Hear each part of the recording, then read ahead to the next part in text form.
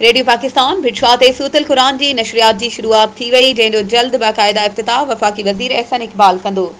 नशरियात कुरान पाक जी तलावत ऐं तर्जुमे ते मुश्तमिल हूंदी। इन सिलसिले में टेस्ट ट्रांसमिशन जी शुरुआत जे मौक़े ते हिक तक़रीब मुनक़िद कई वई, जंहिंमें station director Bhitshah Nisar Ahmed Maksi, project officer Zafar Baloch, project engineer Abdul Razzaq, engineer manager Mohammad Nawaz Jokhio, senior broadcasting engineer Zahid Mangi, Sarfaraz Khan लिगारी, सीनियर प्रोड्यूसर शाहनवाज लाखो, रेहान मलिक, रियाज सियाल समेत ॿिया बि शरीक हुआ। तक़रीब खे ख़िताब कंदे स्टेशन डायरेक्टर निसार मक्सी चयो त प्रोजेक्ट टीम पंहिंजी ज़िम्मेवारी निभाईंदे ॾींहुं राति महिनत कई, जंहिं जे नतीजे में टेस्ट नशरियात जी शुरुआत मुमकिन थी। हिन चयो त जल्दी इन जो बाक़ायदा इफ्तिताह वफ़ाक़ी वज़ीर एहसन इक़बाल तरफ़ां कयो वेंदो। हुन चयो त क़ुरान पाक जो पढ़णु ॿुधणु ऐं पढ़ाइण सवाब ऐं बरकत जो सबबु बणिजे थो ऐं हिन नशरियात जे ज़रिए माण्हुनि खे क़ुरान पाक जी बरकतुनि मां फैज़ियाब थियण जो मौक़ो मिलंदो।